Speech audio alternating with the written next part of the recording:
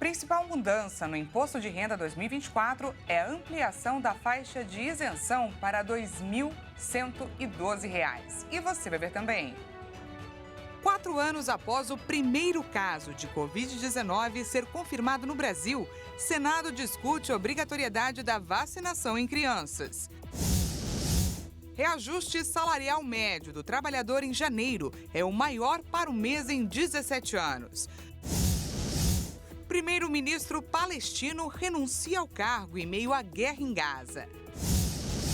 E ainda, módulo espacial japonês Slim é reativado após 2 semanas sem comunicação com a Terra. Essas e outras notícias você confere a partir de agora. Olá, boa tarde para você. Seja bem-vindo a essa edição. Agora são 13h04 pelo horário de Brasília. Chegamos então ao vivo nesta segunda-feira para te contar os assuntos que estão em pauta no Brasil e no mundo. Aproveite então esses próximos minutinhos para se atualizar.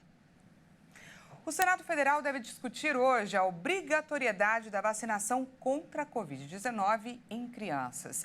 O debate deve servir de base para a elaboração e também para a discussão de propostas sobre esse assunto. Vamos ver. A inclusão no Programa Nacional de Imunizações da vacina contra a Covid-19 para crianças de 6 meses a 5 anos é o principal motivo da discussão de senadores.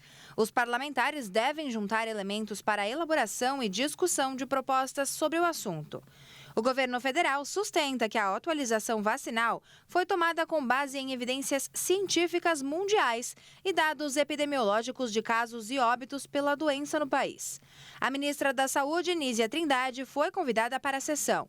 Com a inclusão da vacina contra a Covid no programa de imunização, na prática, a aplicação passa a ser obrigatória no caderno de vacina dos 6 meses até os 5 anos, a partir de 2024. Isso porque, em caso de descumprimento, há previsão legal de aplicação de multas e até perda de benefícios sociais, como Bolsa Família. O Estatuto da Criança e do Adolescente prevê que é obrigatória a vacinação das crianças nos casos recomendados pelas autoridades sanitárias. As mudanças seguem a recomendação da Organização Mundial da Saúde. A vacina também faz parte do calendário anual para aplicação do grupo prioritário. Nesse rol estão pessoas acima de 60 anos imunocomprometidas, funcionários e pessoas que vivem em instituições permanentes, indígenas, ribeirinhos, quilombolas, pessoas com deficiência permanente, trabalhadores da saúde, gestantes e puérperas e a população privada de liberdade. E ainda falando de coronavírus, 4 anos após o primeiro caso de Covid aqui no Brasil, ainda há falhas na testagem. A subnotificação e o baixo monitoramento de suspeitas dificultam o rastreamento do vírus aqui no país. No dia 26 de fevereiro de 2020, o Ministério da Saúde confirmou o primeiro caso da Covid no Brasil. O paciente, um homem de 61 anos, havia voltado de viagem da Itália dias antes. O país europeu enfrentava um caos generalizado no serviço de saúde e acumulava dezenas de mortos pelo novo vírus. Após o primeiro registro, não demorou muito para o Brasil entrar nas estatísticas globais como um dos mais gravemente atingidos pela doença. Agora, 4 anos depois, o país já contabiliza mais de 38 milhões de casos e cerca de 710 mil mortes. Passados 4 anos, ainda persistem alguns problemas no registro da Covid no país, em parte por um problema crônico de falta de testagem, da dificuldade em isolar e rastrear casos suspeitos e da baixa vigilância genômica. O Brasil sequencia cerca de 0,003% das suas amostras, enquanto países como o Reino Unido analisam por volta de 5%. A testagem é importante, já que com um diagnóstico, as pessoas se protegem e também protegem aos outros. Nas últimas semanas, impulsionado pelas festas de final de ano e repetindo a curva observada em países do hemisfério norte, houve um aumento de número de casos de Covid no país, passando de cerca de 20 mil na primeira semana epidemiológica do ano para mais de 45 mil na 7ª semana. O problema da testagem hoje é diferente do gargalo inicial enfrentado em 2020, quando faltavam kits para a realização do exame RT-PCR, considerado padrão ouro para o diagnóstico da Covid. Uma política pública efetiva de testagem seria essencial para dizer à população que a pandemia não acabou. Ainda temos um aumento substancial de casos e mortes por Covid. A vacinação segue como a principal medida para evitar casos graves da doença. Além disso, o uso de máscaras volta a ser recomendado para evitar o aumento dos casos. E agora a gente deixa de falar de Covid para falar sobre a dengue. A cidade de São Paulo registrou 16 mil casos prováveis e uma morte por dengue, isso em menos de 2 meses. O aumento passa de 1.100% em relação ao mesmo período do ano passado. Olhando agora a nível nacional, os registros chegam a 762 mil casos prováveis. E a luta contra a doença ganha mais reforços. O governo federal anunciou que mais 29 municípios vão receber uma nova leva de vacinas contra a dengue. O Ministério da Saúde informou que as doses de vacinas contra a dengue devem ser enviadas nos próximos dias. O novo lote vai completar a lista de 521 municípios selecionados para receber as doses até a primeira quinzena de março. Até o momento, 492 cidades já receberam os imunizantes. A vacinação contra a dengue começou neste mês e é destinada à aplicação em crianças de 10 e 11 anos. Os municípios foram escolhidos para receber os primeiros lotes das vacinas por estarem localizados em áreas com alta incidência da dengue tipo 2, que provoca a infecção mais grave da doença. A restrição de regiões que não vão receber a vacinação foi feita diante das dificuldades apresentadas para a produção e oferta da vacina elaborada pelo laboratório Takeda. A partir da entrega de mais carregamentos, a vacinação deve ser ampliada pelo Sistema Único de Saúde. A estimativa é que até o fim deste ano, a vacinação com a Qdenga, nome comercial do imunizante, será ampliada para adolescentes de 12, 13 e 14 anos que moram nos municípios já contemplados. O reajuste salarial médio do trabalhador em janeiro foi o maior para o mês em 17 anos. Considerando todos os meses, o percentual obteve o melhor resultado dos últimos 11 anos. O boletim da FIPE revelou que o aumento médio real dos salários em janeiro foi de 2%, o melhor resultado para o mês desde 2007, quando tiveram início os registros de negociações coletivas do sistema mediador. O piso salarial mediano foi de R$ 1.492 em janeiro, acima do salário mínimo de R$ 1.412. Considerando todos os meses, o percentual obteve o melhor resultado para os trabalhadores desde dezembro de 2013. De acordo com o boletim, 90,2% das negociações e convenções coletivas realizadas no país em janeiro resultaram em reajustes acima do Índice Nacional de Preços ao Consumidor.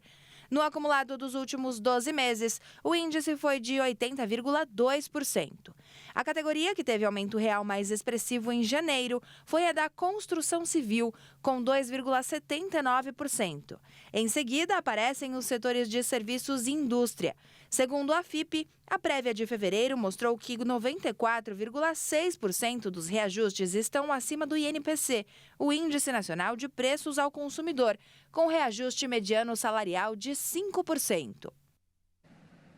O Brasil produz por ano aproximadamente 1.300.000 toneladas de maçã. E o estado com maior produção é Santa Catarina. E adivinhe, a colheita começou nesse final de semana com expectativas de bater recordes, mesmo em meio a tantas variações climáticas. Vamos para lá então com a nossa repórter Michele Veiga.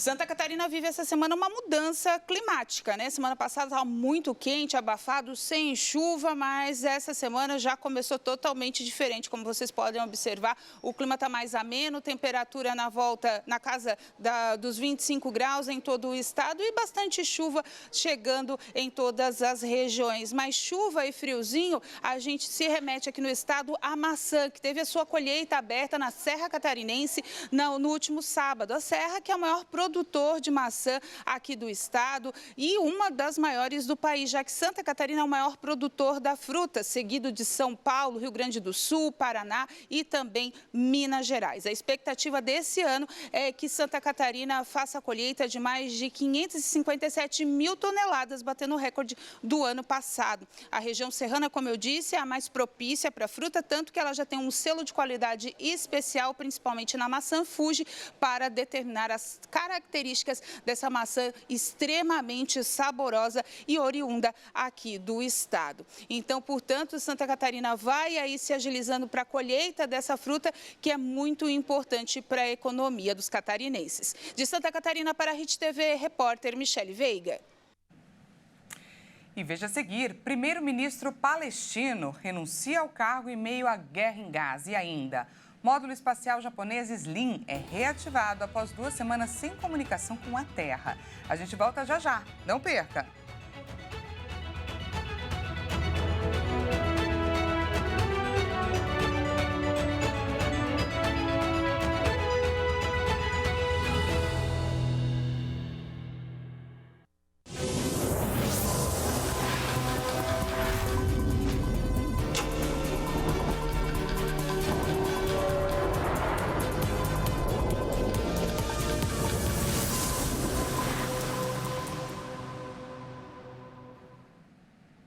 Seja bem-vindo mais uma vez, estamos de volta e ao vivo, 1h16 pelo horário de Brasília. Voltamos com mais destaques dessa segunda-feira para você. A partir do dia 15 de março, o contribuinte pode começar a enviar a declaração do Imposto de Renda de 2024. Vai poder aí acertar as contas com o leão. A principal mudança prevista para esse ano é a ampliação da faixa de isenção. Vamos ver. A faixa de isenção do imposto de renda subiu de R$ 1.903 por mês para R$ 2.112. O número não era atualizado desde 2015. Segundo a Receita Federal, 13.700.000 brasileiros vão ficar isentos do tributo esse ano. Também estão isentos os contribuintes que receberam até 2 salários mínimos. Como o piso era de R$ 1.320, o dobro fica em R$ 2.640 por mês. Para isentar quem recebia até 2 salários mínimos, a legislação incluiu um desconto mensal de R$ 528 na fonte para chegar ao valor de R$ 2.112. Também houve mudança nos valores da parcela a deduzir para cada faixa salarial. Os empregadores têm até o dia 29 de fevereiro para enviar um informe com os rendimentos referentes a 2023 para seus funcionários. O prazo também se aplica para bancos e corretoras de valores, que devem disponibilizar o documento referente aos rendimentos de aplicações financeiras. Segundo a Receita Federal, a entrega da declaração vai até o dia 31 de maio. Esse é o prazo que vigora desde o ano passado. Vale lembrar que o envio após a data limite gera multa pelo atraso. A gente fala agora sobre a manifestação em apoio ao ex-presidente Jair Bolsonaro, que aconteceu neste domingo na Avenida Paulista. Em seu discurso, Bolsonaro declarou que não se pode concordar com o afastamento de opositores do cenário político. Vamos conferir como foi. O ex-presidente Jair Bolsonaro declarou neste domingo que não se pode concordar com o afastamento de opositores do cenário político durante um ato em São Paulo que reuniu milhares de apoiadores. Ele também pediu uma anistia para o que chamou de pobres coitados presos em Brasília, em alusão aos detidos pelos ataques às sedes dos 3 poderes em 8 de janeiro de 2023. Declarado inelegível até 2030 por abuso de poder, Bolsonaro convocou a manifestação na Avenida Paulista para rejeitar as acusações de tentativa de um suposto golpe de Estado e dar uma demonstração de força como líder da oposição a Lula. O que é golpe? Golpe é tanque na rua, é arma, é conspiração, é trazer classes políticas para o seu lado, empresariais. É isso que é golpe. Nada disso foi feito no Brasil. E fora isso, por que continuam me acusando de um golpe? Agora, o golpe é porque tem uma minuta de um decreto de estado de defesa. Golpe usando a Constituição? Tenham santa paciência!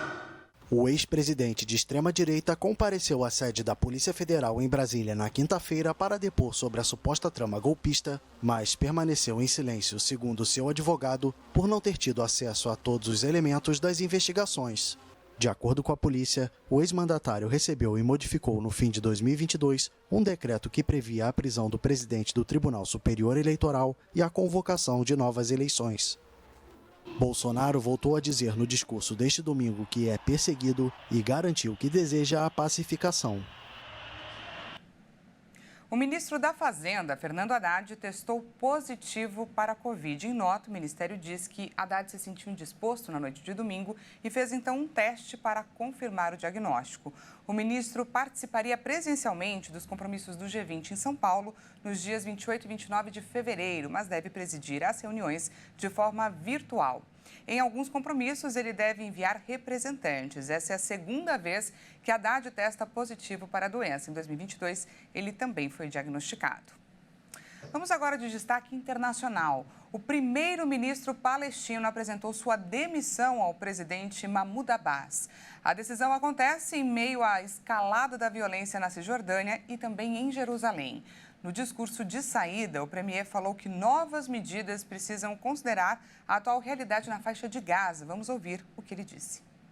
Esta decisão surge na consequência dos desenvolvimentos políticos, de segurança e econômicos relacionados com a agressão contra o nosso povo na faixa de Gaza e a escalada sem precedentes na Cisjordânia e Jerusalém e o ataque feroz e sem precedentes ao nosso povo, à causa palestina e ao nosso sistema político.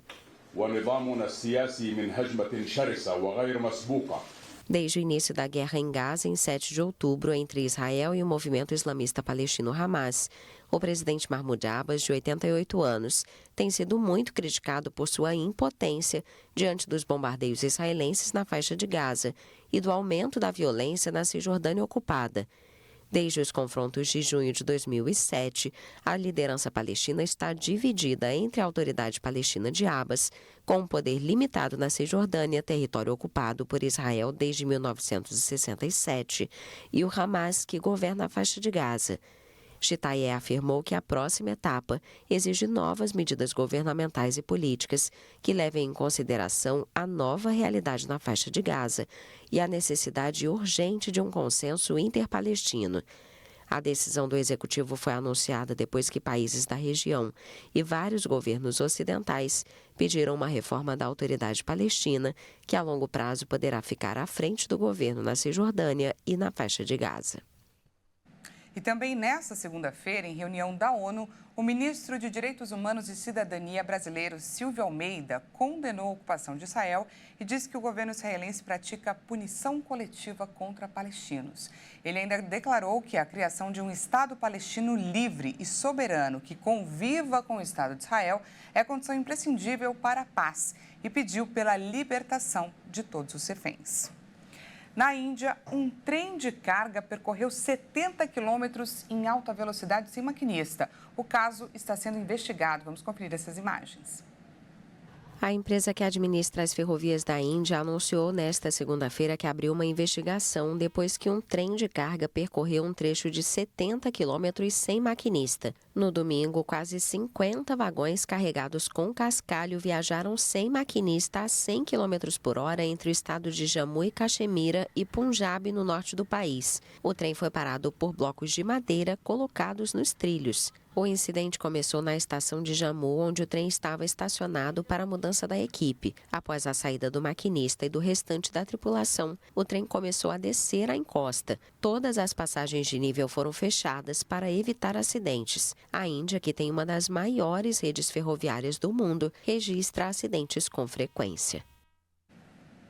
O módulo espacial japonês SLIM, estacionado na Lua desde o final de janeiro, está novamente ativo após 2 semanas inoperante durante a rigorosa noite lunar. Vamos ver.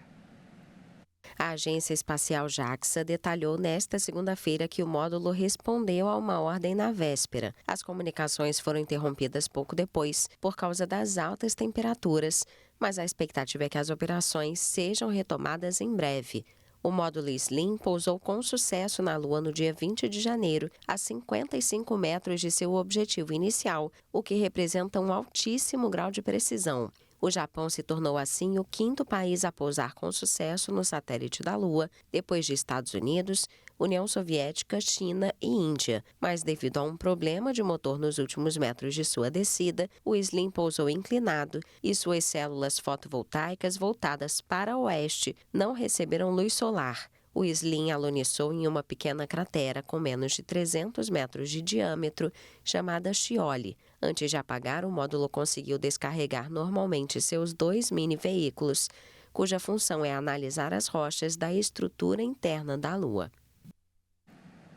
E antes de encerrar, vamos dar uma volta por um lugar, gente, que só de olhar já dá frio. Vamos embarcar agora com a tecnologia para a Romênia, mais precisamente para a região de Poiana Brasov. Você vê agora imagens da cabana Postavaru. Trazemos aqui mais uma vez uma pista de esqui bastante turística para os amantes do esporte colocarem a região como um dos lugares a se conhecer. Por que não? E olha como é popular, gente. Nas imagens a gente consegue ver uma grande quantidade de pessoas aproveitando aí o tempo livre para curtir uma boa dose de adrenalina. Eu não sei vocês, mas eu tenho assim muita vontade de experimentar como é esquiar na neve. Eu só não sei se eu tenho coragem e equilíbrio aí suficiente. Será que é tão difícil quanto parece? Você também tem essa sensação? Bom, essa edição fica por aqui. Muito obrigada pela sua companhia e te lembro, daqui a pouquinho Juliana Dariva chega com mais notícias para você. É 1h50, não perca. A gente volta a se encontrar amanhã na edição das 8h30. Até lá!